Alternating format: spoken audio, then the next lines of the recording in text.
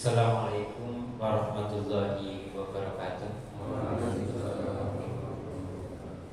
Hamdan wa syukran lillah wa nusalli wa nusallim ala Muhammadin Rasulillah wa ala alihi wa sahbihi wa mawala amma ba'd. Bapak Ibu sekalian yang semoga dirahmati Allah, di pertemuan pertama dan kedua kemarin kita sudah membahas pentingnya kita menjadi orang-orang yang bertakwa, orang-orang yang senantiasa mau menjaga dan memelihara hal-hal yang bisa menghadirkan kebaikan. Termasuk di dalamnya karakter orang bertakwa adalah orang yang juga mau menjaga dan memelihara kesehatannya. Kesehatan yang sudah dikaruniakan Allah kepada kita jaga, kita pelihara agar dengannya kita masih bisa menjalankan fungsi yang menjadi penyebab kita diciptakan. Wa ma khalaqtul jinna wal insa illa liya'budun. Kalau tubuh kita sehat, maka kita berpotensi tetap bisa melaksanakan ibadah dengan maksimal. Bisa sholat tetap dengan berdiri, mungkin bisa melaksanakan ibadah umroh, bisa melaksanakan ibadah haji dengan maksimal, bisa melaksanakan kegiatan-kegiatan ibadah yang lain, yang kemudian kita pahami betul. Salah satu cara yang kita upayakan adalah kita juga memperhatikan apa yang kita makan. Kita juga menggunakan tubuh kita sesuai fungsinya. Allah menciptakan manusia ada kedua kaki agar kita mau berjalan, Pak. Sayangnya kita diberikan dua kaki kadang mageran, Pak, di rumah terus cuma duduk saja. Allah menciptakan kita kedua tangan karena kedua tangan ini diharapkan bisa membantu aktivitas manusia, sehingga manusia bisa melakukan aktivitas yang lebih sempurna dibandingkan dengan makhluk selain manusia. Bayangkan kalau kita tidak punya kedua tangan dan dua kaki, tapi tangan dan kaki kita berfungsi layaknya kakinya hewan seperti singa, kuda, dan sebagainya. Kita nggak akan bisa melakukan kegiatan dengan maksimal. Kita pun sudah diciptakan, disempurnakan, dan diseimbangkan. Alladzi khalaqaka fasawwaka fa'adala.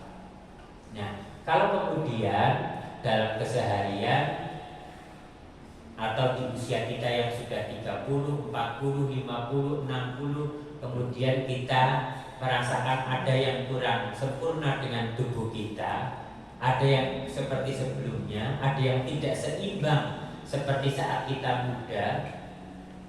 Nah, tentu kita juga harus tetap berpegang kepada Al-Quran dan As-Sunnah terkait bagaimana sebaiknya kita bersikap. Kemarin kita membahas bahwa perintah Allah agar kita memakan makanan yang halal dan baik, halalan thayyiban.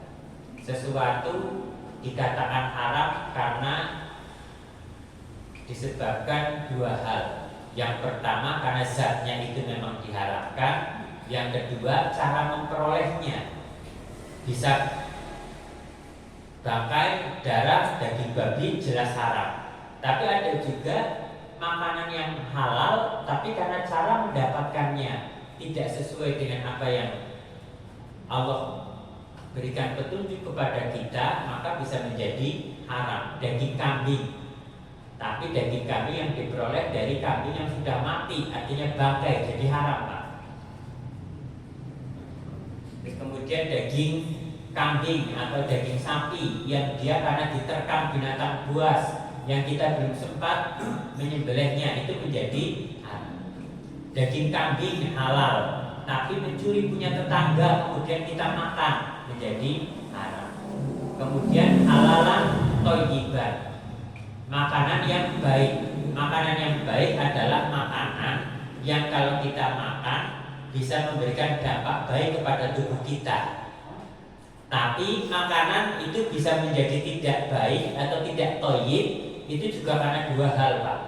Makanannya baik, tapi menjadi tidak baik karena berlebihan. Misalkan gula, nasi kalau dimakan jadi gula, teh manis, bihun, mie, kemudian buah dimakan sekali periode. Nah, kesalahan kita kadang nasi itu sehat, buah itu sehat, teh manis itu baik Pak karena untuk energi. Kemudian bihun juga baik untuk energi, mie baik untuk energi. Kesalahan kita kadang memakan semua itu dalam satu waktu Pak. Makan nasi, sayurnya sayur mie atau jangan mie atau jangan bihun, minum teh manis. Setelah itu kita makan buah karena dimakan dalam satu waktu sehingga berlebihan. Berlebihan itu bisa berlebihan macamnya, bisa berlebihan jumlahnya atau berlebihan kadar nutrisi di dalamnya, Pak. Kita makan emping, tapi jangan melinjo sama sayur bayam atau kangkung. Itu semuanya asam urat, Pak. Ditambah tempe, dalam satu waktu dimakan semua. Sehingga salah satu strateginya kalau pagi lagi kepengen minum kopi sama emping, ya Bu, mau habis mangan emping kok aja tempe ya. Nah, ganti telur. Nah, karena telur putihnya dan kuningnya itu purinya sangat rendah, bahkan tidak ada. Nah, kadang-kadang itu yang harus kita atur, bukan berarti kemudian ada jamaah yang pernah nanya berarti Robi makan apa-apa, ya bukan begitu Pak, diatur polanya. Bu, ini udah makan nasi, nanti gak usah makan roti ya. Nah, karena roti sangat tinggi, makan roti sama aja minum gula.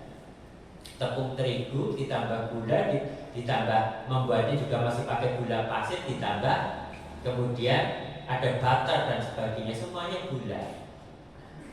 Tapi berbeda kemarin penelitian, ada beberapa penelitian menyampaikan bahkan 2 piring nasi padang lebih bagus dari banana satu atau roti seperti banana 1 biji. Kalau makan nasi padangnya itu ada daun-daun hijaunya, karena ada seratnya. Nah, sehingga ini penting untuk kita atur. Nah, kemudian Bapak Ibu sekalian, ini ada beberapa pandangan yang cukup menarik, tapi ini penting dikaji melalui akar katanya nih Pak, supaya nanti tidak salah persepsi, tidak salah paham. Karena bahasa Indonesia itu tidak bisa menerjemahkan bahasa Arab secara maksimal. Karena ada di dalam kata-kata dalam bahasa Arab dan dalam bahasa Indonesianya tidak ada, karena bahasa Indonesia sangat sederhana. Dalam bahasa Arab itu bisa baik, itu bisa khair, bisa makruf, bisa ihsan. Semuanya baik. Kalau diterjemahkannya dalam bahasa Indonesia jadinya baik Pak. Padahal makruf, khair, ihsan itu beda maknanya. Karena bahasa Indonesia terlalu miskin kalau dibandingkan bahasa Arab. Nah, ini penting Bapak Ibu sekalian. Katakanlah ada kata dalam bahasa Arab itu yang biasa kita sebut dengan adab. Karena kita biasa baca Quran adab, ya bahasa Indonesia pokoknya adab artinya. Dalam bahasa Indonesia dia siksaan atau hukuman. Adab tuhu ta'diban wa adaban. Nah, artinya aku menyiksa. Kalau dalam bahasa Inggris ya punishment, hukuman. Secara bahasa, adab itu sesungguhnya adalah siksaan yang dihadapi manusia atau makhluk Tuhan yang lainnya. Tapi adab itu hadir kepada kita diakibatkan karena sesuatu yang kita lakukan. Sehingga adab itu sesungguhnya konsepnya itu bisa diturunkan di dunia, bisa diturunkan di akhirat nanti berupa neraka. Kalau adab itu turun di dunia, itu tidak lain tidak bukan sebetulnya adalah sebagai bentuk peringatan karena Allah cinta kepada kita. Guru kadang-kadang menghukum muridnya, Pak, itu karena sayang Pak, bukan karena benci. Dihukum di luar kelas, kakinya satu diangkat. Dulu waktu kita SD sering kadang sama guru dicubit, dilempar kapur. Kadang-kadang ditabok pakai penggaris yang 1 meteran.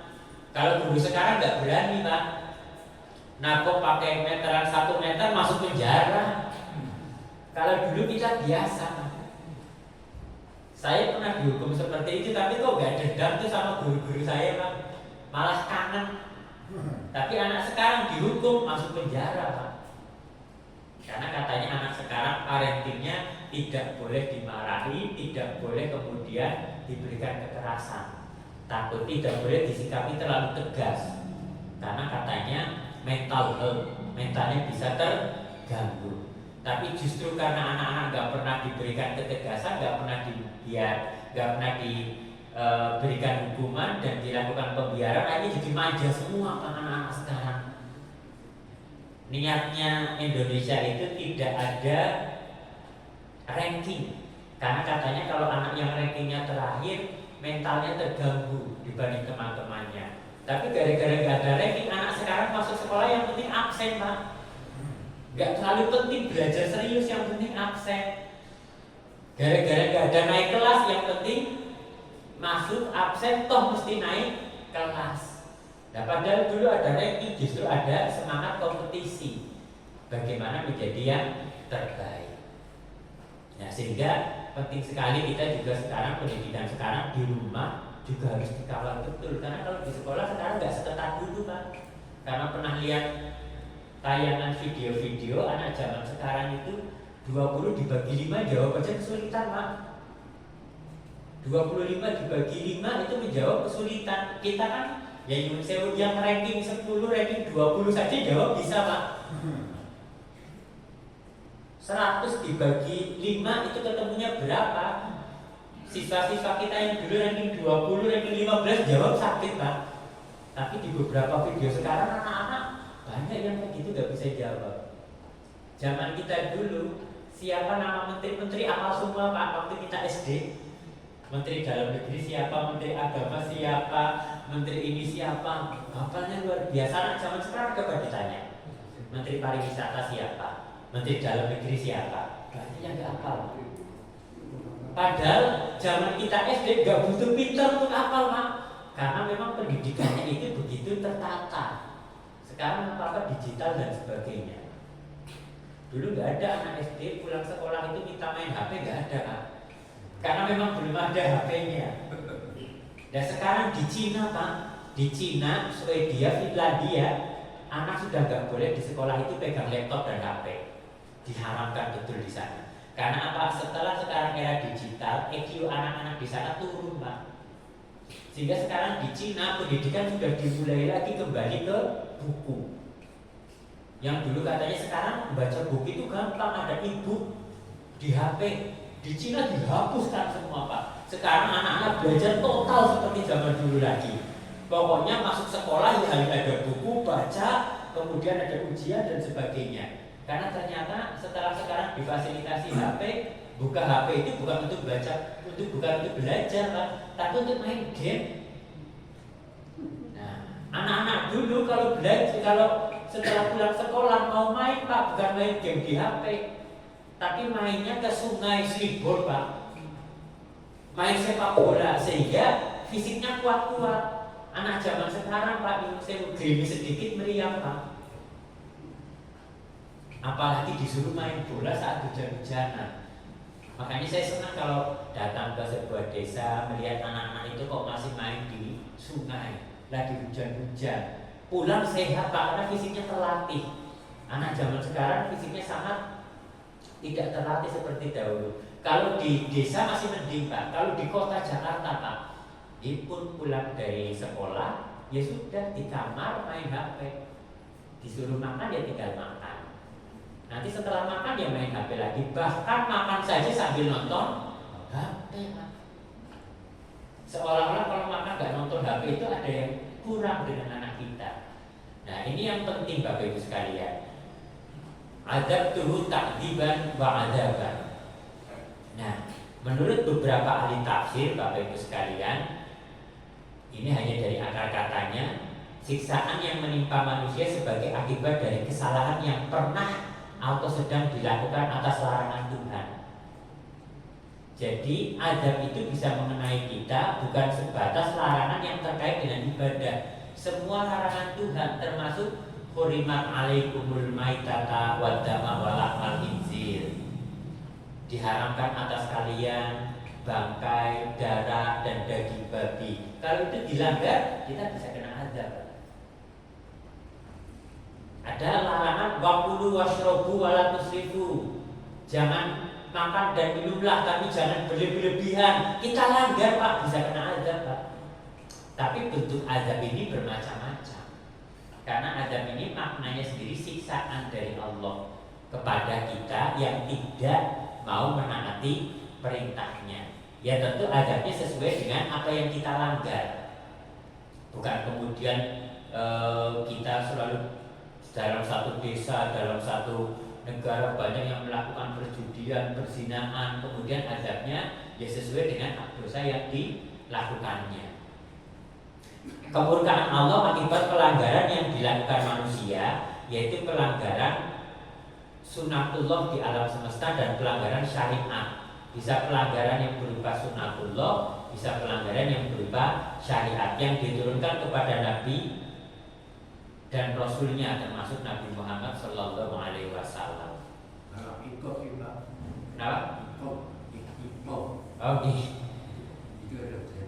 ada bedanya. Itu sebetulnya salah satu dari bagiannya Pak. Jadi nanti macamnya bermacam-macam. Nanti kita bahas ya. Nah, contoh ini Pak, surat As-Sajdah ayat 21. A'udzubillahi minasyaitonirrajim. Walanudhiqannahum minal adzabil adna dunal adzabil akbar la'allahum yarji'un. Walanudhiqannahum, dan pasti akan kami timpakan kepada mereka minal adzabil adna, sebagian siksa yang adna, yang dekat. Sebagian mufasir menafsirkan ini maksudnya di dunia, siksa yang bisa segera didapatkan tanpa menunggu terlalu lama. Kemudian dunal adzabil akbar, sebelum azab yang lebih besar, sebelum siksa yang lebih besar. La'allahum yarji'un, agar kamu semua itu mau kembali ke jalan yang benar. Jadi ada siksa yang adna, ada siksa yang akbar. Siksa yang dekat, yang relatif siksanya lebih kecil, dan siksa yang besar yang dimaksud adalah siksa api neraka nanti. Jadi siksa itu akan hadir kepada kita dalam waktu yang dekat dan dalam waktu yang panjang nanti di akhir. Ada siksa yang di dunia, ada siksa yang di akhirat. Tapi menariknya adalah kemudian Allah menutup ayat ini dengan la'allahum yarji'un, agar kamu mau kembali, irji, mau kembali. Yarji'un, kita mau kembali ke jalan yang benar. Artinya apa? Siksa ini atau punishment ini atau adab ini sesungguhnya kita dapatkan dikarenakan kita belum mampu mengambil sebuah pelajaran dan kita sudah bergeser dari jalan yang benar. Karena itu Allah kemudian menyampaikannya la'allahum yarji'un, agar kalian mau kembali ke jalan yang benar.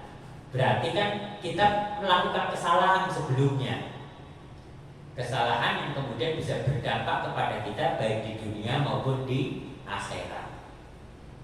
Nah, kemudian Bapak Ibu sekalian, dalam tafsirnya Bapak Ibu sekalian, Imam As-Suyuti pernah menyebutkan riwayat yang diriwayatkan oleh Ibnu Mardawi dari Ibnu Idris Al-Khawlani. Ia berkata, aku bertanya kepada Ubadah bin As-Samit tentang ayat ini tadi. Walanudhiqannahum minal adzabil adna duna adzabil akbar la'allahum yarji'un. Beliau menjawab, aku pernah menanyakan ayat ini kepada Rasulullah Shallallahu Alaihi Wasallam dan beliau bersabda. Jadi terkait ayat ini, salah satu penafsirannya justru dari hadis yang disampaikan oleh Nabi Muhammad Shallallahu Alaihi Wasallam.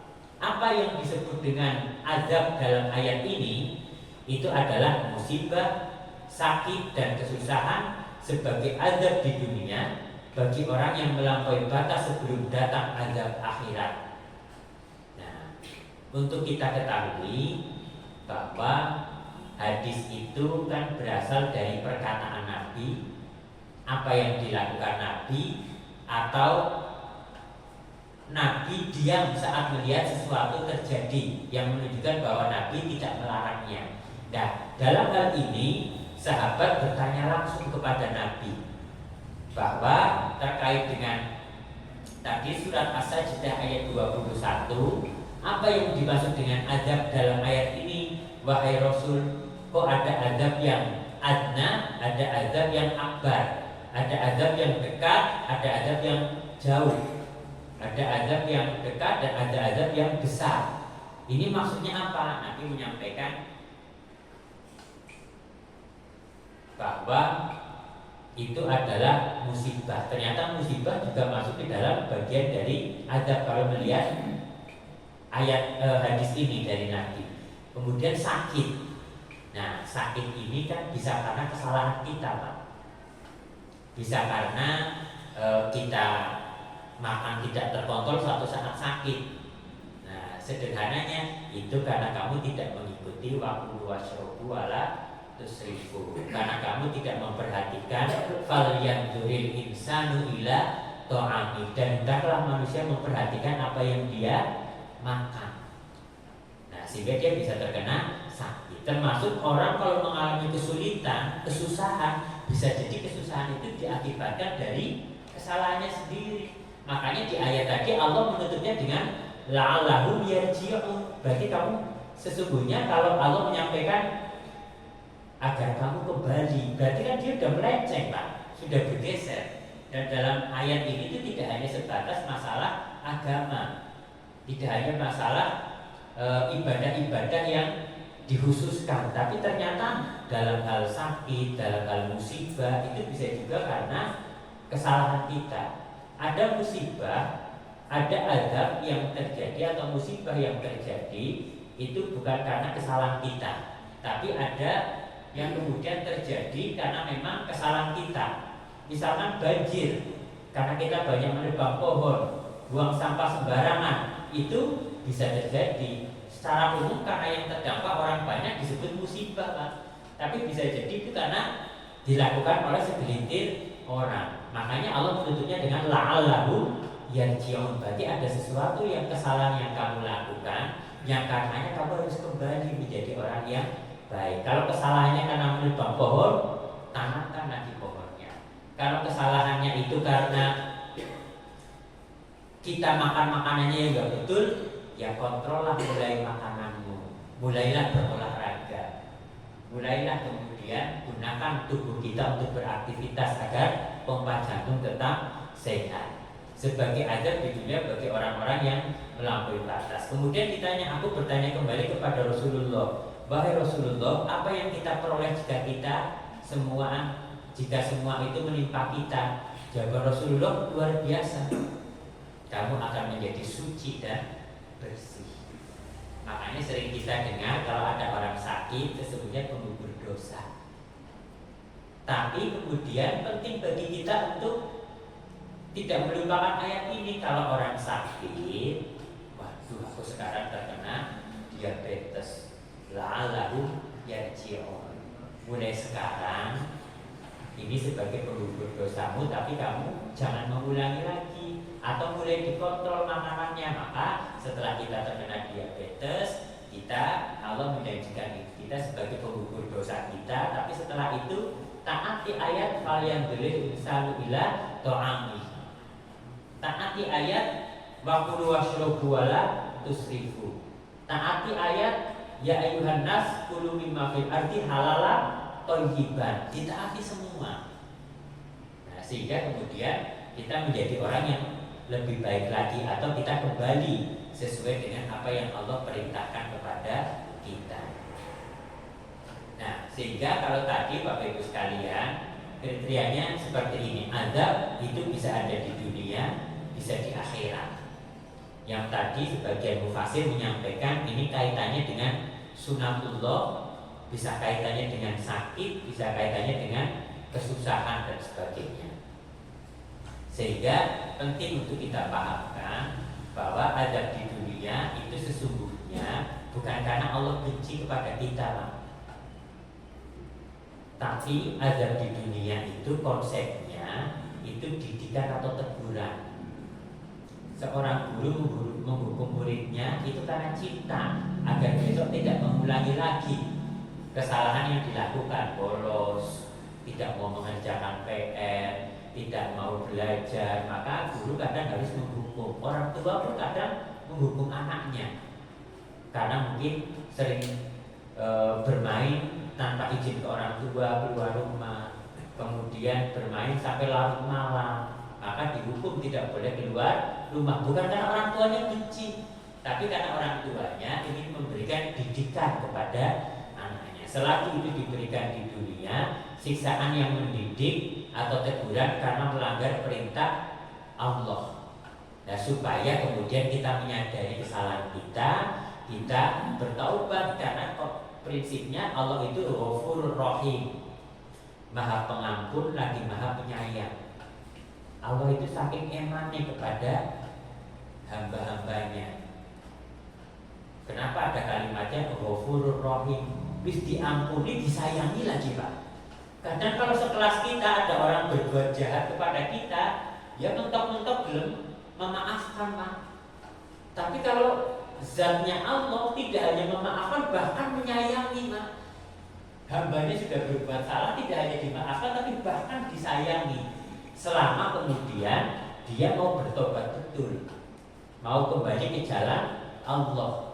Maka konsepnya kalau kemudian kita kena musibah, nanti ayat-ayatnya kita bahas, kita kemudian diampuni oleh Allah dosa-dosanya, digugurkan dosa kita, malah kita akan diberikan petunjuk ke jalan yang lebih baik ke depannya.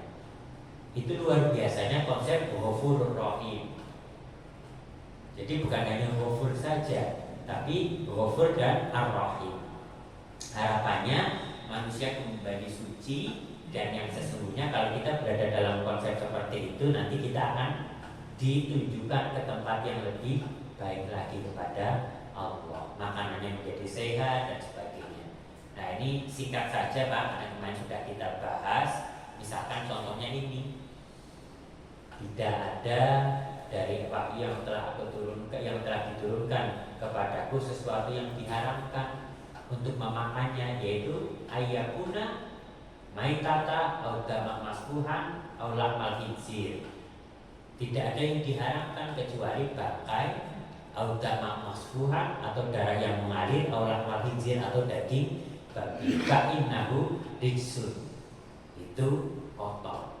Maka kalau kamu tetap menentang memakan bangkai, darah yang mengalir maupun daging babi, ya tunggulah nanti azab dari Allah. Berupa apa? Ya wallahu a'lam. Allah yang paling mengetahui apa sanksi-sanksi untuk kita. Walaupun sekali lagi di akhir ayatnya Allah selalu, karena Allah Subhanahu wa taala sangat luar biasa, selalu menutupnya dengan ayat-ayat pengharaman, Pak. Semua ayat-ayat pengharaman termasuk Al-Maidah ayat 3 di belakangnya tetap ditutup dengan famanituro ghairu baghin wala adi. Barang siapa terpaksa, nah, ghairu baghin, dan dia tidak menginginkan sebenarnya, wala adi, dan tidak melampaui batas, fa inna rabbaka ghafurur rahim. Termasuk wakulu wasyrobu wala tusrifu, kita makan berlebih-lebihan.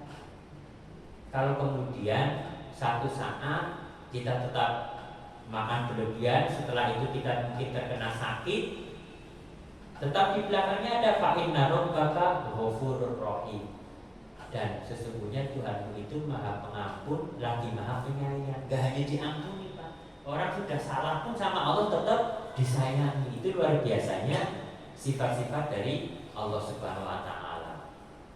Nah, ini juga kemarin, ini singkat saja nih, Pak, prinsip yang saya berikan kotak, wa yuhillu lahumut thayyibah wa yuharrimu 'alaihimul khaba'is. Selama itu baik untuk kalian, Allah itu menghalalkan sesungguhnya. Jadi Allah itu menghalalkan karena Allah tahu itu baik untuk kita.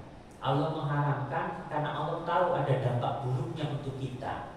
Khamar, zina, tadi bangkai, kemudian darah, daging babi. Di sini konsepnya, oh kalau itu dihalalkan, berarti itu sebetulnya baik untuk kita. Tapi kalau sampai itu diharamkan, kita harus yakin bahwa ada dampak buruk kalau tetap kita lakukan, tetap kita makan. Nah kemudian Bapak Ibu sekalian, nah ini juga ayat yang kemarin, ya Bani Adam khudzu zinatakum 'inda kulli masjidin wa kulu washrabu wa la tusrifu. Makan dan minumlah agar kalian bisa beraktivitas, bisa beribadah dengan maksimal, bisa mencari nafkah, wala tusrifu, tapi makanmu itu jangan berlebih-lebihan. Seperti tadi, ada makanan yang baik, tapi karena berlebih-lebihan jadi nggak baik, Pak. Kalau pakai konsep ayat yang tadi, wa yuhillillahu thayyibat wa yuharrimu 'alaihimul khaba'is. Gula kalau terlalu berlebihan konsumsinya dalam satu hari dan dilakukan terus-menerus, itu jadi hal yang buruk untuk tubuh kita. Padahal Allah menghalalkan yang baik dan mengharamkan yang buruk. Artinya Allah tadi menyampaikan kaitannya dengan ayat ini, wa kulu washrabu wa la tusrifu, karena kalau berlebih-lebihan menjadi buruk untuk kita, Mak. Nah, itu yang harus kita kelola dengan baik. Sehingga Bapak Ibu sekalian, ini saya sedikit saja berikan gambaran. Ini gambaran endoskopi, Pak, pemeriksaan langsung memasukkan kamera ke dalam usus. Ini adalah gambaran usus yang normal. Ini usus normal begini, Pak. Usus kita di tubuh kita itu panjangnya 18 sampai 24 meter, Pak. Dan bentuknya berkelok-kelok dan kasar. Kondisi usus orang vegetarian. Ini usus orang yang masih suka makan sayur. Agak sedikit kotor tapi relatif bersih, Pak. Ini usus orang yang sering mengalami konstipasi, susah BAB, nggak lancar. Karena ternyata kotor dari banyak kotoran, Pak, lemak-lemak. Harusnya kotoran ini kalau tidak menempel maka pergerakan usus maksimal. Tapi karena banyak kuning-kuning menempel, ususnya jadi kaku, Pak. Akhirnya buang air besar jadi nggak maksimal. Harusnya usus ini elastis, Pak, sangat lentur. Tapi karena banyak kotoran, akhirnya dia mau bergerak, dia banyak keraknya, Pak. Itulah yang menyebabkan seringnya terjadi konstipasi, BAB-nya nggak lancar. Nah, ini pada pasien kanker payudara. Karena saking kotornya, Pak. Karena 80% penyakit itu salah satunya disebabkan oleh makanan. Ini kanker prostat. Jadi dalam ilmu kedokteran kadang begitu ada penyakit kita cek ususnya. Rata-rata kotor, Pak.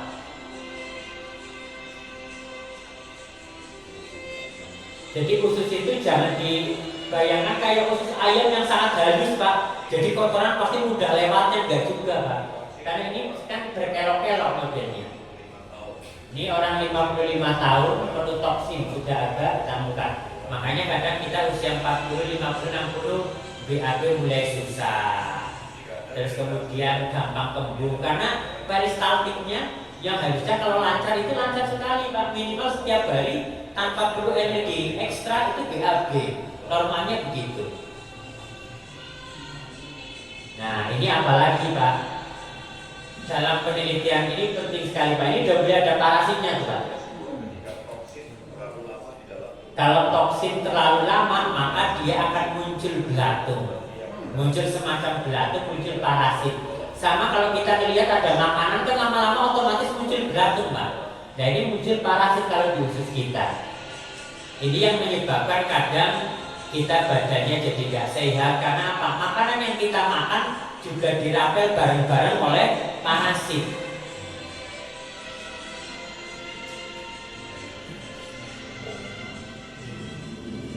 Nah, kenapa Bapak Ibu sekalian kita sering perutnya merasa tidak nyaman, konstipasi? Karena apa?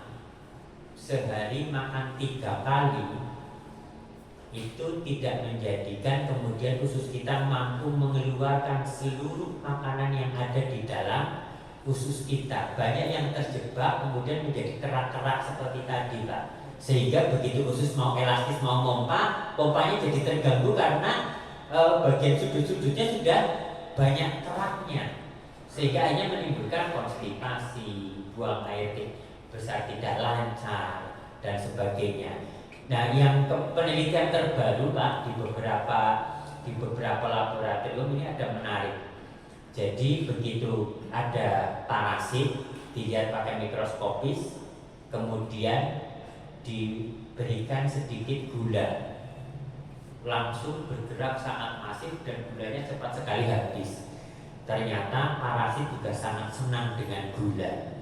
Makanya di beberapa rumah sakit sekarang sudah mulai agak diatur. Kalau orang sedang sakit itu bukan makan gula yang berlebihan, diatur porsinya harus tepat. Apalagi orang sakit kan belum bisa banyak istirahat, sehingga menu makanannya pun tidak melulu yang banyak mengandung gula, tapi bisa ada proteinnya, kemudian ada serat sayurnya, sehingga kemudian malah tidak menjadi santapan parasit. Karena dalam penelitian terakhir di beberapa negara saat pandemi COVID kemarin, ada 2 karakter orang yang kemudian bisa terpapar COVID yang parah, sampai akhirnya beberapa meninggal dunia. Yang pertama, gulanya tinggi atau dia banyak konsumsi gula. Kemudian yang kedua, kalau D-dimernya rendah, vitamin D-nya rendah di dalam tubuh kita, bisa dicek di laboratorium D-dimer kita, kalau itu tinggi atau rendah. Kalau rendah itu potensial memang kita mudah terkena penyakit banyak hal. Nah, termasuk ternyata dari sekian banyak sampel pasien COVID-19 di seluruh dunia itu kadar vitamin D-nya memang cukup rendah. Allah memberikan kita karunia berupa matahari yang kalau itu pagi hari sampai sebelum menjelang panas yang tinggi itu bisa meningkatkan kualitas vitamin D kita. Tapi orang sekarang sudah males yang panas-panasan. Hidup 24 jam bisa di AC di dalam atap rumah. Pulang ke rumah, mau berangkat ke kantor pakai mobil. Begitu turun mobil langsung masuk ke tempat kerja. Di tempat kerja total di atap. Nanti pulang ke rumah sudah sore malam sudah gak pernah kena sinar matahari karena nggak mau naik motor. Begitu panas sedikit pakai kayu. Padahal Allah menciptakan matahari itu, matahari bisa banyak menghidupkan unsur-unsur yang ada di bumi. Berapa banyak pohon akan mati kalau tidak ada matahari, Pak? Karena klorofil butuh cahaya matahari. Manusia pun butuh matahari, Pak. Ini yang kadang kita sering lupa. Allah sebetulnya menciptakan banyak obat penyembuh untuk manusia itu sudah tersedia di alam semesta, Pak. Tapi malah kita menghindarinya. Nah, ini yang penting untuk kita pikirkan. Sehingga monggo Bapak Ibu sekalian, mulai sekarang inilah kenapa yang kemudian menjadi jawaban. Oh, ini tahu kenapa ternyata di dalam Islam itu ada puasa untuk memberikan waktu saluran pencernaan kita istirahat minimal 14 jam, tidak dieksploitasi. Di luar bulan puasa kan bangun subuh, ngopi, karo mangan kadang gorengan, mau berangkat ke sawah, berangkat kerja ke tempat yang lain sudah sarapan pagi, nanti jam 10 ngopi lagi, turun ngopi lagi, sore sudah gorengan, malamnya sudah ngopi lagi dan sebagainya. Lalu kita dipaksa bekerja yang sehingga kemampuannya satu saat terbatas, sehingga tidak semua makanan yang ada di dalam usus itu bisa terbuang. Kalau puasa kan bisa kosong betul, Pak. Apalagi kalau puasa diikuti dengan aktivitas fisik, tetap latihan jalan kaki, tetap olahraga sedikit, sehingga membantu peristaltik usus, sehingga kalau puasa kemudian kita masih bisa buang air besar, itu luar biasa, Pak. Sehingga relatif orang berpuasa itu lebih bersih ususnya. Karena apa? Salah satu yang bisa kita dapatkan manfaatnya dari berpuasa adalah tercapainya autofagi. sel-sel tubuh kita memakan sel-sel tubuh yang sudah mati atau yang sudah tua, dimakan oleh sel-sel tubuh yang sehat. Sel-sel tubuh yang tidak sehat atau sudah tua itu ada di mana? Di seluruh tubuh termasuk di otak, Pak. Itulah kenapa dalam beberapa penelitian puasa itu ternyata puasa yang rutin itu bisa mencerdaskan otak kita, Pak. Nah, ini yang penting untuk kita pahami. Nah, kemudian Bapak Ibu sekalian, nah ini contoh gambaran diabetes mellitus. Jadi tubuh itu selalu memproses makanan yang dikonsumsi untuk dirubah menjadi energi agar kita bisa beraktivitas. Nah, pada kondisi normal, ketika kita makan makanan yang mengandung karbohidrat, tubuh akan memprosesnya menjadi glukosa. Glukosa itu bahan utama untuk energi, bisa dari tepung, makanan yang manis, susu maupun buah-buahan juga ada gulanya. Nah, kemudian glukosa ini masuk ke aliran darah. Nah, begitu masuk ke aliran darah, tubuh mendeteksi, oh, kok jumlah gulanya meningkat di aliran darah. Maka kemudian tubuh memerintahkan kepada pankreas untuk memproduksi insulin. Nah, insulin ini fungsinya apa, Pak? Merubah glukosa menjadi energi. Nah, itulah kenapa Bapak Ibu sekalian, pada orang diabetes gampang lapar, gampang haus. Karena apa? Makanan yang kita makan itu kemudian begitu masuk ke darah sebagai gula, kemudian oleh pankreas dihasilkan insulin. Tugasnya insulin itu mencari gula itu dirubah menjadi energi, dialirkan ke otot.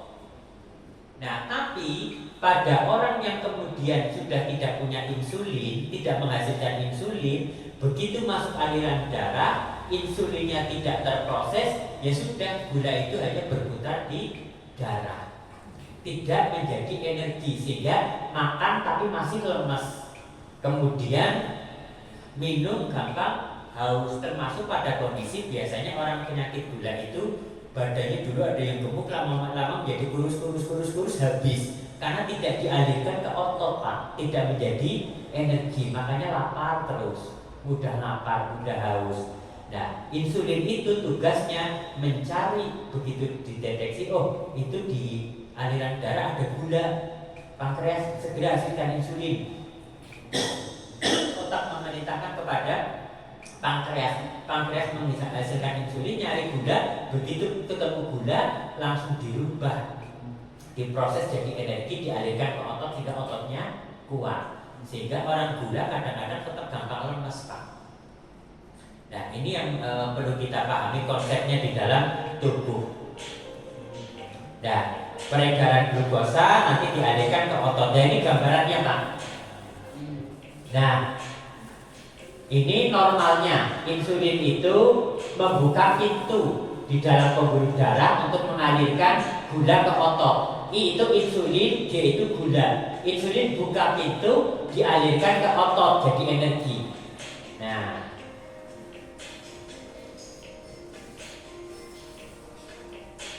kemudian salah satunya ada dialirkan ke hati. Ke hati ya sama, Pak, insulin tugasnya buka pintu, memprosesnya sehingga glukosa bisa masuk ke otot. Nah, kemudian kadar glukosanya naik. Nah, kadar glukosa naik, maka insulinnya akan naik. Maka menyesuaikan sehingga nanti bisa sampai ke otot. Nah, ke otot itu bagusnya karena menjadi sumber energi harus dipakai, Pak. Nah, kalau pada diabetes tipe 1 ini bisa karena bawaan lahir. Misalkan beda dengan diabetes 2. Pada diabetes tipe 1 tubuh kekurangan atau tidak menghasilkan insulin sama sekali, bisa bawaan lahir. Sehingga memang akhirnya butuh diproses dari kecil. Dan diabetes tipe 1 secara pastinya belum ditemukan, tapi sebagian diduga ada faktor genetik. Nah, ini biasanya remaja sama anak-anak sudah punya diabetes tipe 1 karena memang dari kecil tidak menghasilkan itu.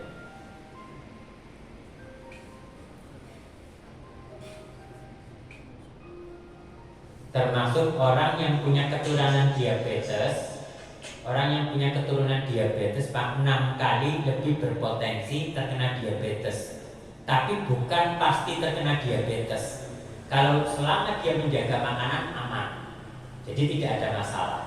Sehingga hanya sebatas oh kalau orang tuanya atau mbaknya dia punya diabetes, ayo kita jaga kesehatan. Nah, karena tidak ada insulin, glukosa berhenti di situ Pak, nggak bisa lewat. Jadi hanya berputar di darah, tidak bisa dialihkan ke otot sebagai sumber energi. Itulah kenapa tetap lemes akhirnya. Makannya banyak tetap lemes, minum gula tetap lemes. Akhirnya gula dikeluarkan, diproses di ginjal. Sering buang air kecil, itu mekanisme tubuh mempertahankan diri juga. Makanya orang diabetes biasanya relatif sering kencing Pak kalau malam hari. Tapi menurut saya Pak, tidak semua orang yang kalau malam hari bangun itu kemudian kencing pasti diabetes. Biasanya kalau diabetes itu bisa sampai 4 atau 5 kali terbangun. Tapi hanya karena kita tidur mulutnya terbuka, itu bisa menyebabkan kita mudah kencing Pak malam hari. Nah, karena ada proses di dalam tubuh yang menyebabkan kemudian air itu tidak terproses dengan maksimal sehingga harus dibuang semua. Soalnya karena ada orang yang tidur tapi mulutnya kebuka begitu, karena itu biasanya potensial bisa kencing malam hari. Bukan karena, tidak selalu karena diabetes. Nah, repotnya Pak, bakteri itu begitu cinta dengan gula. Itulah kenapa kalau orang kena diabetes sakit gak sembuh-sembuh Pak, karena bakterinya subur. Jadi harus dikendalikan. Nah, gula yang terlalu tinggi itu menyebabkan sirkulasi peredaran di mata jadi menjadi tidak baik. Maka potensial pandangannya menjadi kabur. Cepat lelah, cepat letih.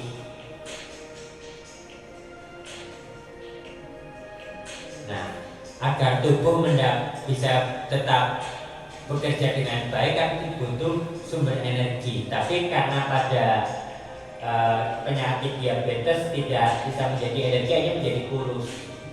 Dari diabetes tipe 2, 85% dari diabetes itu adalah diabetes tipe 2. Usia di atas 40. Ini karena lifestyle, gaya hidup. Nah, diabetes tipe 2 memang lebih kompleks.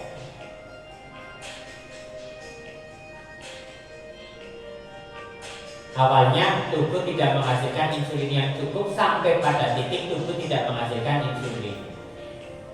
Orang berat badan tinggi kemudian punya lemak yang banyak bisa berpotensi. Karbohidrat yang terkandung dalam makanan diuraikan menjadi glukosa tadi oleh tubuh, kemudian bergerak ke aliran darah. Di aliran darah insulin diproses menjadi sumber energi, diantarkan ke otot dan lain-lain.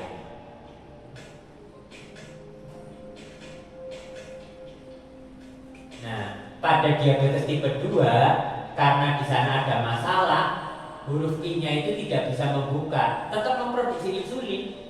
Pada diabetes tipe 2, pada tahapan tertentu itu menghasilkan insulin nggak banyak, cuma insulinnya nggak bisa merubah, nggak bisa maksimal, sehingga kadang gula sering naik, harus butuh obat.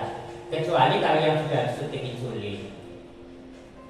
Nah, kalau udah diabetes tipe 2 bisa mudah haus, pandangan kabur, cepat letih, berat badan turun, sering buang urin, luka lama sembuhnya, gatal, dan jamur pada bagian genital dan sebagainya. Karena jamur, kemudian bakteri, parasit itu paling senang dengan gula.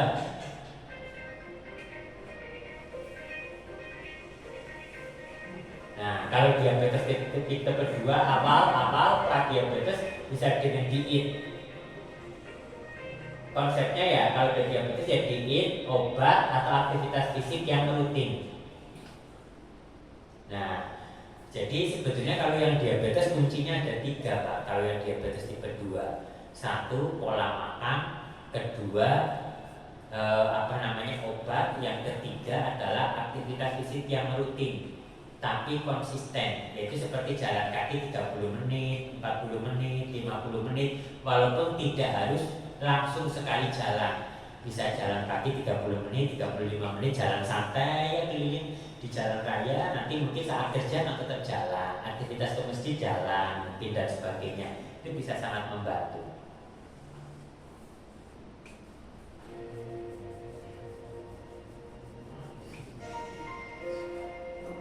Nah, dia mau ke Bapak, sambil jalan apa?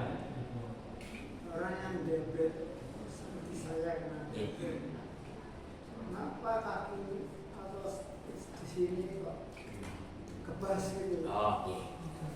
Terima kasih. Kadang kita kan udah bersih, jalan di kita bersih terasa ada pasir. Oh, iya.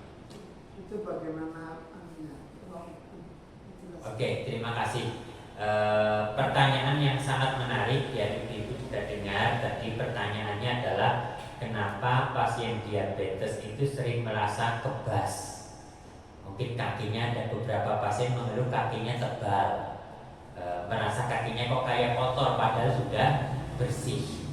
Jadi pada kasus-kasus diabetes tadi Pak, begitu kemudian gulanya terus meningkat secara konsisten, itu kemudian banyak pembuluh darah itu yang kemudian tidak bekerja dengan maksimal 100%. Nah makanya kadang kalau di rumah sakit diberikan mecobalamin. Jadi diabetes itu bisa berdampak kepada pembuluh darah besar dan pembuluh darah kecil. Nah karena di pembuluh darah itu persarafannya sudah tidak sesensitif orang normal, jadi rasa-rasanya jadi kaki itu kalau pembuluh darahnya itu masih sangat sensitif Pak, kita dicubit sedikit saja sakit atau mungkin kena sedikit saja sakit. Nah pada diabetes karena sensitivitasnya sudah agak berkurang jadi rasanya tebal Pak.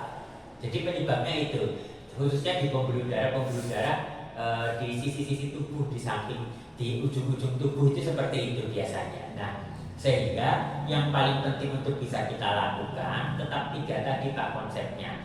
1, pola makan diatur, karena diabetes ini bukan pada tahap untuk disembuhkan atau tidak, tapi diabetes itu dikontrol Pak. Dan selama gulanya terkontrol, sesungguhnya dia seperti orang sehat Pak.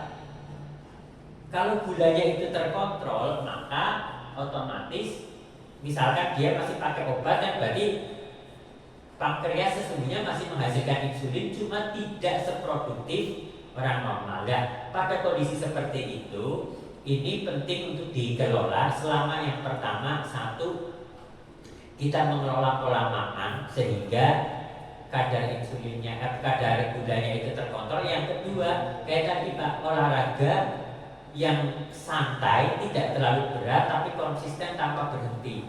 Misalkan jalan kaki 25 menit, 35 menit, santai. Karena dengan jalan kaki Pak, kita memaksa, karena dalam penelitian begini Pak, yang paling efektif mengelola tubuh dengan baik itu adalah olahraga, apalagi pada usia 30-40, yang tidak memaksa jantung itu berkontraksi terlalu kencang. Kalau kita lari kencang, bahkan jantung mesti begitu istirahat, itu malah ternyata yang pengaliran darah itu untuk menyalurkan oksigen dan darah ke seluruh tubuh agar tetap maksimal Pak. Nah kemudian membentuk massa otot dan lain-lain. Tapi kalau jalan santai itu justru menjadi efektif karena yang dia tidak meningkatkan detak jantung terlalu berlebihan, justru itu yang paling efektif membakar gula dan kalori. Jadi yang rekomendasinya kalau untuk mengurangi Pak jalan santai, tapi kemudian yang kedua jalan santai coba Bapak lakukan. Di beberapa penelitian di Amerika itu ada namanya terapi namanya grounding. Grounding itu terapi rutin 30 menit menapakkan kaki kita, jalan kaki itu langsung di atas tanah, tidak di atas keramik, tidak pakai sandal. Tapi pastikan tanah itu ya maksudnya tidak banyak duri gitu ya Pak, sehingga luka kakinya kakinya itu tidak terluka. Nah, di beberapa penelitian, termasuk salah satunya di Amerika, grounding selama 30 menit itu bisa menetralisir dengan baik seperti tekanan darah dan gula. Jalan kaki di atas tanah 30 menit, gak harus jauh Pak. Di depan rumah bolak-balik diamankan dulu areanya, bolak-baliknya mungkin hanya 10 meter, 20 meter, tapi bolak-balik jalan santai di atas tanah. Itu ternyata ion-ion yang ada di bumi, elektron-elektron yang ada di bumi itu berinteraksi langsung dengan tubuh kita. Tapi kalau sudah ada granitnya, sudah ada aspalnya, sudah ada sendal atau sepatunya, itu menjadi tidak maksimal Pak. Nah, makanya saya kadang juga jalan, saya kan rutin kalau pagi itu paling tidak 35 menit sampai 40 menit jalan kaki Pak. Nah, maka sesekali saya memang jalan kakinya di atas tanah Pak latihan. Dan coba itu juga dilakukan Pak, artinya melakukan latihan jalan kaki tapi sekaligus dikombinasi dengan grounding. Nah, ini menjadi hal yang sangat penting karena itu juga meningkatkan sensitivitas saraf-saraf di perifer kita Pak, di ujung-ujung organ kita, tidak hanya di kaki sebetulnya Pak. Ada sebagian orang juga ada di ujung-ujung jari. Karena kalau diabetes itu mengganggu dua sistem pembuluh darah besar dan pembuluh darah kecil. Pembuluh darah besar itu kaitannya nanti dengan jantung, pembuluh darah kecil itu ya dengan yang ada di mata, yang ada di ginjal dan sebagainya. Jadi begitu ya Pak. Jadi itu memang wajar karena memang sensitivitas persarafan jadi lebih banyak dirangsang Pak. Lebih banyak dirangsang, misalkan sering dipencet, dipijat dan sebagainya. Kalau perlu ya kayak tadi jalan kaki di atas tanah, tapi diupayakan dibersihkan dulu lahannya, tanahnya. Nah begitu ya Pak. Nah ini saya sedikit lanjutkan Pak, ini yang video tentang hipertensi. Jadi hipertensi itu bukan disebabkan karena pola makan 1 atau 2 kali, 1 atau 2 bulan, atau 1 atau 2 hari. Ini gambaran pembuluh darah kita Pak. Nah itu darah yang mengalir. Ini pembuluh darah orang normal, seperti selang Pak. Dan bentuknya agak kasar. Nah ini yang kemarin saya sampaikan penelitian terbaru. Kalau banyak minum gula itu dasar yang di dalam Pak, alasnya itu yang banyak berlubang, banyak terluka karena gula di pembuluh darah.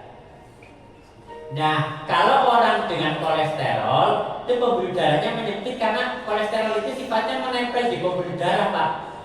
Jadi akhirnya kan jalannya jadi agak sempit. Gambarannya seperti selang kalau dipencet, Pak, kan jadi kencang airnya. Nah, pembuluh tensi tinggi itu kayak selang dipencet, Pak, tensinya tinggi karena alirannya jadi kencang. Nah, kenapa aliran itu? Nah, yang harus dipahami, Pak, kenapa aliran kemudian menjadi lebih kencang? Karena tugasnya jantung oleh Allah Subhanahu wa Ta'ala disebut, jantung, tugasmu adalah mengalirkan darah ke seluruh tubuh dengan baik sehingga otak pada tubuhmu, kaki, mata semuanya teraliri darah. Begitu kemudian selangnya menjadi sempit, kan kalau kecepatannya tetap sama, kan bisa jadi nggak sampai Pak. Makanya agar tetap sampai, dipaksakan akhirnya jantung memompa lebih kencang agar saluran yang menjadi sempit itu tetap bisa mengalirkan darah dengan maksimal. Nah, sehingga kemudian seluruh tempat, jadi sebetulnya Pak, tensi tinggi kalau baru naik itu adalah upaya tubuh untuk menjaga agar seluruh bagian tubuh kita teraliri darah dengan maksimal. Nah, hanya permasalahannya kalau itu terjadi terlalu lama, itu jantung akhirnya menjadi capek nih Pak. Mompa terus, kok sekarang jadi gak nyampe-nyampe bagian otak kita komplain. Maaf jantung, saya gak dapat darah nih, stoknya kok cuma sedikit, ada apa? Oke, kalau begitu saya perkuat pompanya. Pompanya diperkuat Pak. Lama-lama otot jantung mengalami keletihan. Otot jantung itu sifatnya elastis kayak karet Pak. Karet kalau dijembrengakan terus, lama-lama kendor nggak bisa kenceng lagi, Pak. Dan itu yang biasa disebut oleh dokter jantungnya bengkak, jantungnya membesar. Karena darah itu banyak terkumpul terus di bilik jantung, terus dipompa terus. Nah ini yang tadi menyempit. Nah ini yang kalau terjadinya di otak, begitu menyempit terus dipompa, lama-lama sobek pembuluh darahnya. Itu yang disebut dengan stroke perdarahan. Karena pembuluh darah di otak kan lembut-lembut, tapi sama jantung pokoknya harus sampai otak ya digejot terus Pak, digejot terus lama-lama nggak kuat. Dan kalau di ginjal juga mengganggu persarafan, sehingga kalau hipertensi juga bisa menyebabkan terjadinya permasalahan di ginjal kalau tidak ditangani Pak. Makanya kalau orang terlanjur hipertensi, tujuan minum obat agar tidak menjalar ke ginjal salah satunya, dan juga tidak menjalar ke bagian yang lain, sehingga kadang orang hipertensi tapi tidak rutin minum obat, bahayanya bisa mengalir ke ginjal. Karena itu seperti lingkaran setan Pak. Begitu jantungnya kena, pembuluh darahnya kena, bisa ke jantung, jantungnya kena, nanti bisa ke ginjal, ginjalnya kena, nanti bisa ke hati, bisa ke otak dan sebagainya. Nah ini contoh tadi Pak, salah satunya pembuluh darah menyempit, akhirnya menjadi robek dan terjadi perdarahan. Atau yang kedua Pak, bukan robek, tadi karena di pembuluh darah di otak itu sudah menyempit, aliran darah itu tidak masuk karena keganjel Pak, sehingga bagian otak yang sini tidak teraliri darah. Itu yang disebut dengan stroke iskemik, stroke bukan perdarahan. Stroke dikarenakan salah satu bagian otak tidak mendapatkan aliran darah yang baik karena mampet Pak. Jadi stroke ada dua, stroke perdarahan dan non perdarahan. Stroke perdarahan karena menyempit, tekanan darah tinggi, akhirnya sobek pembuluh darahnya, jadi stroke perdarahan. Kalau nggak terjadi stroke perdarahan, kalau ada penyempitan, pembuluh darahnya ada yang nggak bisa lewat Pak, mampet, akhirnya daerah. Jadi ujung-ujung otak itu ada yang seperti tanaman yang kalau tidak dialiri air atau tidak dialiri darah dan oksigen, maka itu akan mati Pak. Namanya infak, namanya stroke infak. Jadi bagian otak itu begitu di CT scan, oh nggak ada. Kalau perdarahan kan kelihatan ada darah-darahnya gitu kan. Kalau yang stroke infak, dia akhirnya kosong kayak mati Pak sudah. Nah kalau pada stroke tinggal matinya di otak sebelah mana. Pembuluh darah iskemiknya atau darahnya di otak depan, belakang, kanan, kiri itu bisa berubah kepribadian. Sekaligus saya sampaikan menjadi PR besar bagi keluarga kalau ada salah satu anggota keluarganya terkena stroke. Jangan kemudian barangkali jadi stroke, jadi gampang nangisan, gampang kesuan. Itu harus dipahami karena bagian otak yang bisa mengelola emosi, bisa mengelola kognisi itu terganggu saat stroke Pak. Jadi kalau ada orang stroke jadi gampang mentalnya drop, ada yang jadi gampang marahan, jadi kayak orang blank. Itu justru harus melatih kesabaran keluarga. Itu kamu stroke langsung manggang kesuwan baik. Ya memang itu yang berubah Pak gara-gara stroke-nya. Jangan dimarahi orangnya, dia juga kalau pengen nggak gampang marahan Pak. Tapi karena bagian otak yang mengatur emosionalnya itu yang terganggu, dia jadi gampang marah. Nah, terus kemudian Bapak-bapak sekalian, ini saya sedikit lanjut saja karena ada pertanyaan dari Ibu. Ini termasuk salah satunya asam urat Pak, kalau makan tidak terkontrol. Tadi ada yang nanya Pak, saya asam urat, saya senang melinjo, kulitnya apa bisa mari asam urat? Saya juga senang emping yang tak pernah makan melinjo apa bisa asam urat begitu. Asam jadi melinjo sewit-witnya seakar-akarnya itu bisa menjadi penyebab asam urat. Nah, strateginya apa Pak? Dok, saya yakin nggak bisa kalau nggak makan emping. Ya Bapak, kalau hari itu sudah makan emping, jangan makan tempe. Nah, karena tempe ada asam uratnya. Kalau hari itu lagi kepengen makan kangkung sama bayam, ya lainnya jangan tempe ganti telur. Begitu cara mengontrolnya. Waktu wasrobu walatus ribu itu bukan berarti selalu makanannya banyak, enggak Pak. Makanannya mungkin sedikit. Tapi tempe, bayam, anak empingnya itu asam urat semua Pak. Walaupun tempenya sedikit, empingnya sedikit, kemudian bayam atau kangkungnya sedikit, tapi dicampur jadi banyak Pak. Nah, cara mengelolanya itu Pak. Bagaimana mengatur agar tidak makanan yang kandungannya sama dimakan dalam waktu yang sama, pagi, sore, malam. Makanya bagi yang sudah punya asam urat, ya kalau tempe jangan kayak makan obat Pak, 3 kali 1, pagi, sore, malam tempe terus. pagi sore malam kangkung terus. Nah itu yang orang ibu-ibu senangnya kadang-kadang lah makan kangkungnya tasiana dikirim ya esok sore bengi kangkung. Nah sehingga mungkin kita perlu mengelola kalau masak kangkung itu jangan terlalu banyak, mungkin sehingga pagi sore tapi malamnya ganti yang lain. Nah itu yang harus kita atur. Asam urat di dalam tubuh manusia ada Pak, dan merupakan hasil dari metabolisme urin. Dalam keadaan normal asam urat akan dikeluarkan oleh ginjal melalui urin. Tapi pada kondisi tertentu ginjal tidak mampu mengeluarkan urin yang terlalu banyak. Mengeluarkan urin yang terlalu banyak karena urin itu bentuknya kayak kristal Pak. Jadi kalau urin itu kemudian tidak dikeluarkan oleh ginjal, maka dia akan bersemayam di ginjal. Jadilah batu ginjal yang kalau diperiksa, batu ginjal itu macamnya banyak, bisa karena urin, bisa karena yang lain. Nah, kalau tidak bersemayam di ginjal, kadang bersemayamnya di sendi Pak. Makanya kadang bisa bengkak karena bentuknya tajam kayak duri. Begitu urinnya banyak, kita bergerak sedikit, akhirnya melukai persendian. Nah, di mana itu bersemayam? Salah satunya di sini Pak. Jadi asam urat itu tidak hanya di jari kaki, tidak hanya tapi di seluruh persendian yang ada di seluruh tubuh manusia. Aduh, boyoknya mandalara bisa karena asam urat Pak. Boyoknya pegel pun bisa karena asam urat kalau memang tinggi. Nah, kalau yang di kaki itu bengkak disebut artritis gout biasanya. Di sendi, di lutut bisa terjadi. Di persendian itu juga bisa terjadi. Di pundak itu bisa terjadi. Sehingga asam urat bisa muncul dimanapun asam urat itu bisa bersemayam.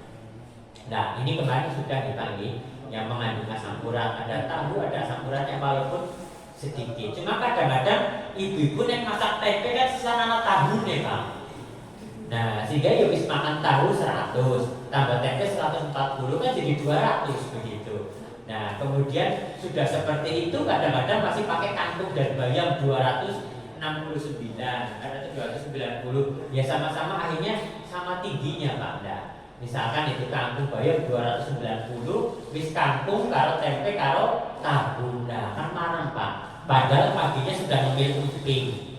Saya juga dulu senang emping Pak, pecinta emping. Dan ibu saya tahu kalau saya emping, kalau saya ke tempat ibu mesti ada emping Pak. Tapi ibu saya udah tahu rasa ngemil emping, berarti kok masaknya macam beda. Kadang diganti sop, kadang diganti apa. Kayak ayam itu ada Pak, tapi kan masih agak rendah. Nah ini diabetes Pak, tadi sudah kita jelaskan nih. Kadar gula tinggi sehingga tubuh tidak bisa melepaskan insulin. Bisa gejalanya haus yang berlebih, buang air kecil sering terbangun saat tidur.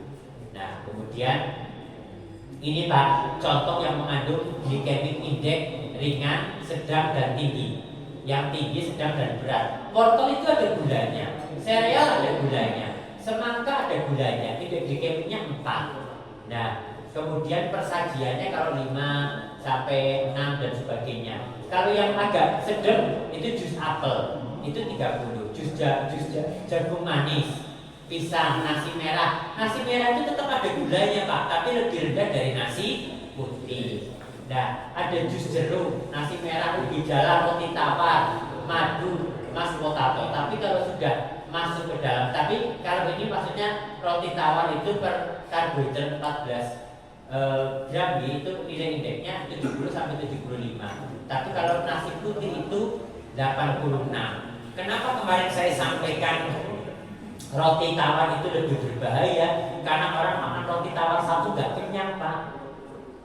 Orang makan nasi satu piring sudah agak kenyang, dasar nasi satu piring itu 86.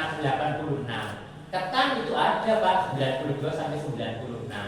Itu ada soft drink, itu bihun ada. Dan masalahnya kadang kita makan nasi sama bihun, minumnya minuman manis, ditambah buah, ya gula Pak akhirnya. Tapi ini nggak masalah dimakan Pak, kalau setelah makan kita masih tetap biasa beraktivitas Pak.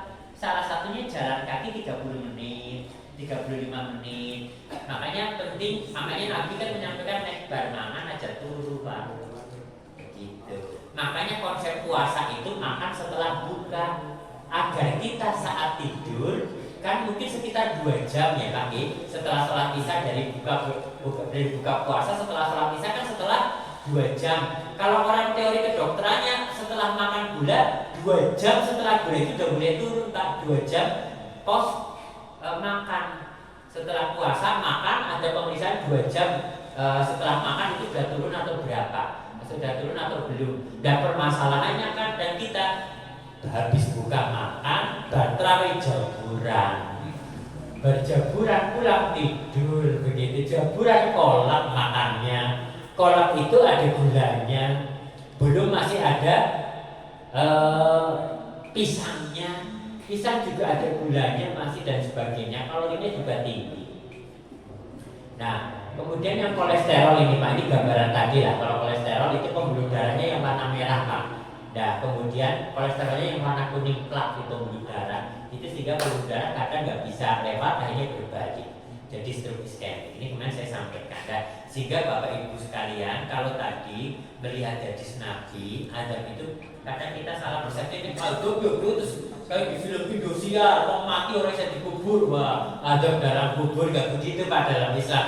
Azab itu karena di Indonesia konotasinya menjadi sangat buruk Pak. Orang terkena azab ya kamu mungkin tahu sekedar tahu korupsi, tahu zina, kena azab enggak. Kita melakukan kesalahan-kesalahan kecil pun karena azab itu maknanya adalah punishment, teguran Allah. Itu azab di dunia sunatullah yang karena tidak memindahkan perintah Allah, termasuk tadi Pak dalam surat Al-A'raf, fakulu wasyrabu wala tusrifu, kemudian surat Al-An'am dan sebagainya. Yang harus kita lakukan apa Pak kalau nanti sudah sakit? Ya, kalau saya malah berbalik Pak, orang kena sakit ya bersyukur. Bersyukur diingatkan oleh Allah, bersyukur dosa kita dihapuskan, diingatkan untuk kembali ke jalan yang benar. Karena ada sesuatu yang pasti kita lakukan kurang tepat tadinya. Kemudian bersabar, istirahat atau ke dokter kalau memang ternyata kita tidak mampu menjaga, dan kemudian berdoa dengan keikhlasan. Kenapa Pak? Ya karena dengan kita sakit, Nabi menyampaikan tidak seorang muslim tertimpa suatu kelelahan atau penyakit atau kekhawatiran atau kesedihan dan gangguan, bahkan duri yang melukainya, melainkan Allah akan menghapus kesalahan-kesalahannya. Jadi kalau Bapak tadi cerita saya diabetes Pak, bersyukurlah diingatkan Allah. Jadi makanya lebih teratur, dosanya diampuni dan lebih disayang oleh Allah Pak. Karena inna rabbaka ghafurur rahim. Ini hadis Bukhari Muslim. Kemudian ya kita bersabar. Wala nabluwannakum bisyai'in minal khaufi wal ju'i wa naqsin minal amwali wal anfusi was samarat wa basyiris sabirin. Dan sungguh telah aku berikan cobaan kepadamu dengan sedikit ketakutan. Bisyai'in minal khaufi, dari ketakutan, wal ju'i wa naqsin minal amwali wal anfusi. Jadi ketakutan, kelaparan, kekurangan harta, jiwa dan buah-buahan. Tapi menariknya Pak, kalau kita sakit, kita kena masalah, Allah kemudian menutupnya dengan apa? Wa basyiris sabirin. Berikanlah kabar gembira bagi orang-orang yang bersabar. Kalau Bapak kena diabetes, kena sakit, kemudian bersabar, maka sesungguhnya ini adalah jalan Allah untuk memberikan kabar gembira kepada kita. Siapa itu orang yang bersabar? Alladzina idza asabatuhum musibah qalu inna lillahi wa inna ilaihi raji'un. Kita sakit, inna lillahi wa inna ilaihi raji'un. Aku boleh Gusti Allah dan hanya kepada Allah aku akan kembali. Ini cara Allah mengingatkan saya untuk kembali. Makanya la'allahum yarji'un tadi pada hubungannya dengan ayat ini. Tapi kemudian Allah melanjutkannya apa? Ulaika alaihim sholawatu min rabbihim wa rahmah wa ulaika humul muhtadun. Itulah orang-orang yang akan mendapatkan keberkatan dari Allah, kebaikan dari Allah dan kasih sayang. Jadi kalau kita kena musibah, kita kena sakit, itu karena Allah ingin memberikan kabar gembira dan karena Allah ingin mencintai kita lebih Pak. Wa ulaika humul muhtadun, ditutup dengan itulah orang-orang yang akan mendapatkan petunjuk menuju jalan yang lebih baik, menuju tempat yang lebih istimewa dibanding sebelumnya. Misalkan saya sudah terkena diabetes, saya kena sakit. Ya, saya akan menjaga makan saya. Dengan sakit ini saya ingin lebih dekatlah dengan Allah. Ternyata jalan ini menjadikan kita semakin dekat dengan Allah Subhanahu wa ta'ala. Nah, ini saya lewatkan saja karena sudah Pak. Kemudian sakit beristighfar. Pak, ini saya mohon, saya penting sekali menyampaikan ini Pak. Ini kadang kita menyepelekan karena kita terlalu fokus ke medis. Kalau sakit Pak, banyak-banyak beristighfar. Yang kedua, banyak bertasbih. Ini waktu saya mengkaji ayat ini Pak, saya kemudian merenung. Surat Al-Hadid, Al-Hasyr, As-Saff, Al-Jumu'ah, At-Tahubun. Sabbahalillah, telah bertasbih kepada Allah, ma'fis samawati wal ard, apa yang ada di langit dan di bumi. Sabbahalillah, ma'fis samawati wa ma'fil ard, Al-Hasyr. Sabbahalillah, ma'fis samawati wa ma'fil ard. Dan surat ini Pak, surat ini berurutan. Yusabbihulillahi ma fis samawati wa ma fil ard. Segala sesuatu yang ada di langit dan bumi itu semuanya bertasbih kepada Allah. Pertanyaannya, bakteri itu sesuatu yang ada di langit dan bumi bukan Pak? Iya. Parasit, jamur, kuman, segala sesuatu yang ada di bumi bukan? Iya. Dan mereka semua bertasbih kepada Allah. Jadi kalau kita sakit, justru perbanyak istighfar, tasbih, tahmid dan takbir, dan banyak berdoa kepada Allah untuk diberikan kesembuhan. Itulah kenapa dalam Islam konsepnya ada mendoakan orang sakit. Doanya kepada Allah Pak, agar begitu kita memohon doa kepada Allah, doa yang tidak doa sakit yang tidak kambuh lagi, maka Allah kemudian akan memerintahkan kepada semua zat yang bertasbih kepadanya untuk tunduk. Oke, dongannya apik pas pria. Tolong kamu sembuhkan dia. Tolong kamu jadikan dirimu lemah. Sehingga selain obat, selain kita menggunakan obat, bertasbih saat kita sakit juga penting. Karena segala sesuatunya bertasbih termasuk umat. Nah, tapi Bapak Ibu sekalian, saya ingin menyampaikan doa. Kadang-kadang kita berdoa kurang tepat Mas. Ini cara doa yang tepat menurut Al-Quran. Monggo Pak, sudah masuk kemari mungkin ini. Sudah berarti ini.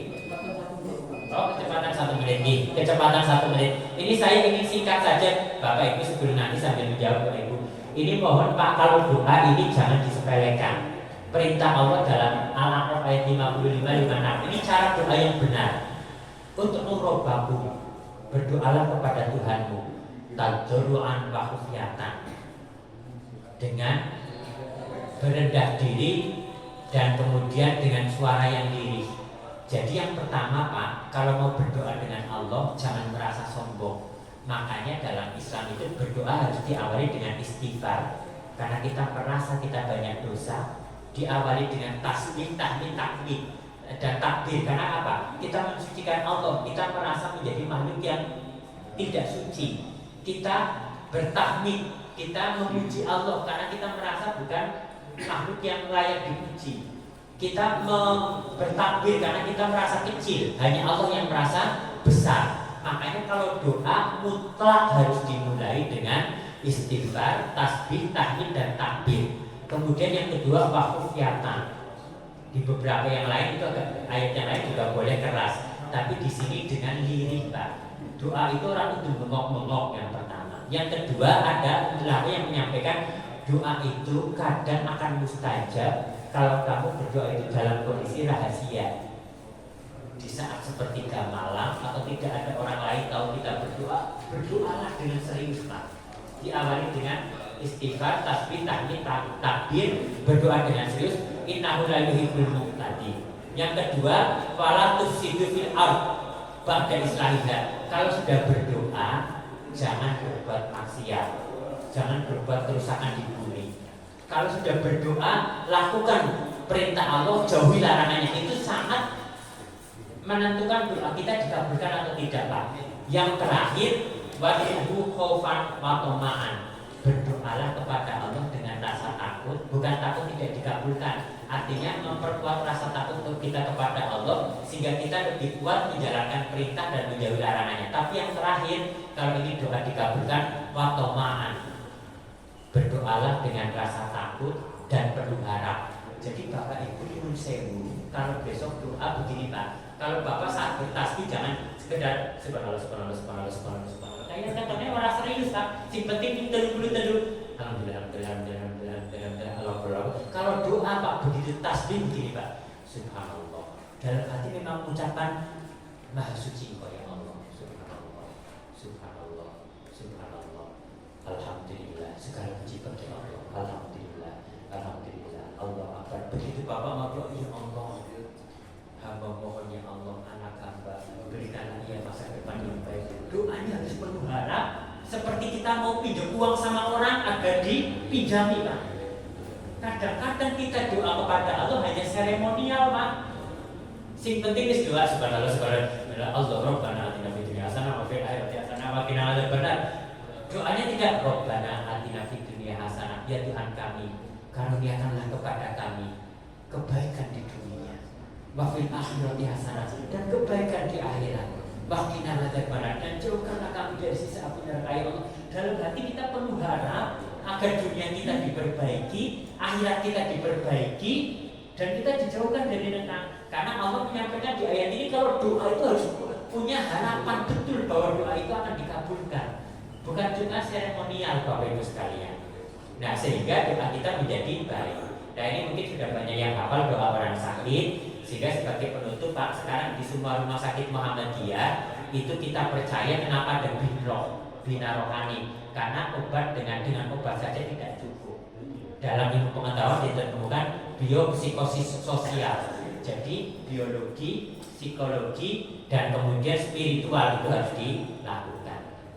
Dan monggo sambil membatalkan Bapak Ibu sekalian, saya cuma mau menjawab pertanyaan 3 ibu-ibu. Yang pertama, Ustaz mau bertanya, kalau badan banyak benjolan, contoh di tangan, di perut, di samping kadang sakit tidak, kira-kira apa ya?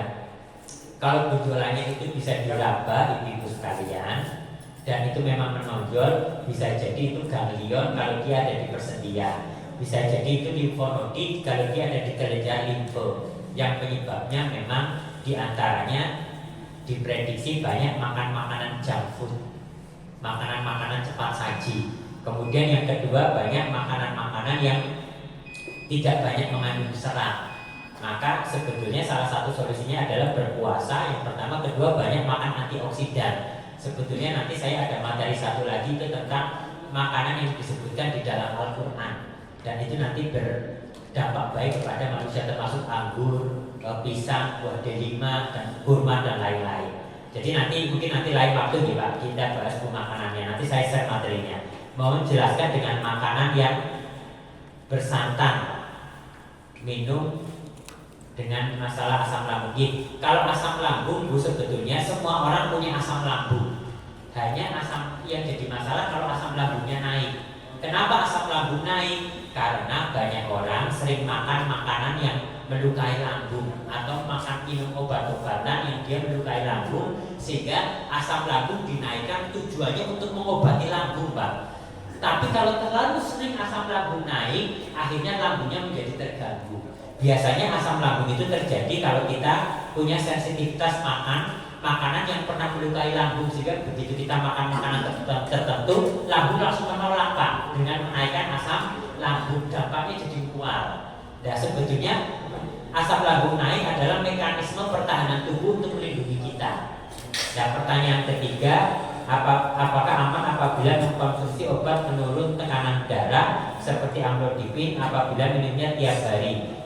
Amlodipin itu aman dikonsumsi setiap hari, tapi amlodipin bukan satu-satunya obat tensi. Kalau ingin tensinya bagus, selain amlodipin itu juga harus mengurangi makan makanan dan minum minuman yang menyebabkan tekanan darah naik, seperti makanan yang banyak garamnya, seperti makanan yang banyak mengandung kolesterol. Garam boleh tapi jangan terlalu banyak. Kemudian melakukan aktivitas fisik seperti jalan santai. Jadi mengobati hipertensi juga seperti diabetes dengan 3 cara itu Pak. Asam urat itu sama, jalan santai 30 menit minimal sehari, syukur bisa 45 menit, obat, terus kemudian yang ketiga dengan pola makan. Mungkin mereka tiga pertanyaan dari ibu-ibu. Terima kasih. Assalamualaikum warahmatullahi wabarakatuh.